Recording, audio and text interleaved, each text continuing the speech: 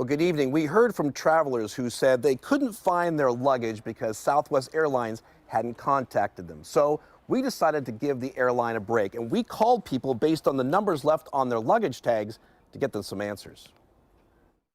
Well, we're glad we're able to somewhat reunite you with your bags. Jennifer Long hasn't seen her bags since Christmas. We've had zero correspondence or communication from Southwest Airlines. Long, her daughter and husband have a Southwest travel tale from hell.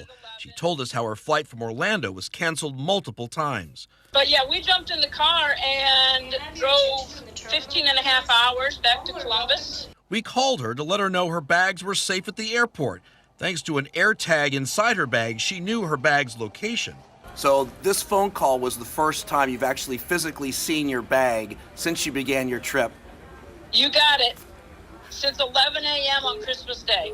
Of course, she's not alone. Hundreds of bags remain separated from travelers after Southwest canceled most of its flights nationwide. I will never fly Southwest again because the communication has been horrible. That's the biggest thing. Just let me know. If you're going to cancel my flight, let me know. Because I could have been on the road 5 hours earlier. We also called John Romeo, who lives in Austin, Texas. They weren't telling us anything except the crew wasn't there, so we're kind of held hostage to stay at that gate. As a result, he never made it to Columbus, but his 5 bags did. And, it really messed up my Christmas plans. Through FaceTime, we showed him we located his bags. He says the baggage fiasco has changed his opinion about flying Southwest again.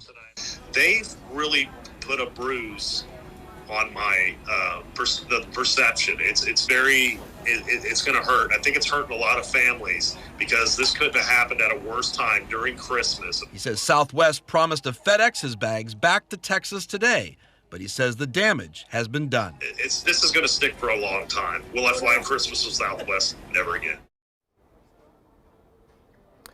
So if you do come to the airport to retrieve your bags, be warned, someone from Southwest will require you to provide ID to make sure your bag is actually yours. Reporting live from John Glenn International, Kevin Landers, 10 TV News. All right, Kevin, thanks so much. Tonight, the BBB also warning passengers to keep all your receipts from items you've purchased if your flight was delayed or canceled, and check your credit card companies and statements. Tonight, most airlines have caught up from the winter storm delays. So the big question is, why is Southwest Airlines so behind? Well, we've uncovered that their system works a bit differently.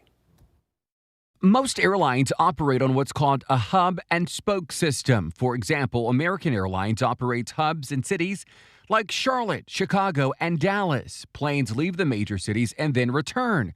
Southwest, on the other hand, uses a point-to-point system in which planes don't return to a major city. This means a plane will fly consecutive routes, swapping out different crews along the way. Typically, this business model allows Southwest to operate more flights over a given 24-hour period than other carriers. But if an airport goes offline because of weather and a flight cannot reach its destination, it creates a ripple effect, causing flights in cities without weather to be delayed and canceled. As the winter storm moved east, the delays piled up, starting the backlog. Southwest is still trying to catch up today. Meanwhile, other airlines are able to shut down hubs and, with good planning, reroute planes and passengers. It's more difficult for Southwest to do this without major disruptions. Now, the other thing most airlines have are partnerships to rebook people if their system fails. Southwest, they don't have that, but American Airlines wants to help tonight. Some of the impacted passengers found rebooked flights on other airlines, but most cost thousands of dollars. However, the CEO for American saying that they will put price caps on flights to and from select cities. Meanwhile, Bob Jordan, the CEO of Southwest Airlines, releasing this recorded statement. And please also hear that I'm truly sorry. But clearly we need to double down on our already existing plans to upgrade systems for these extreme circumstances so that we never again face what's happening right now.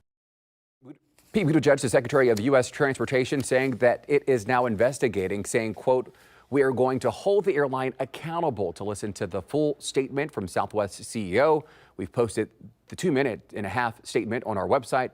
Just click on this story over on 10tv.com.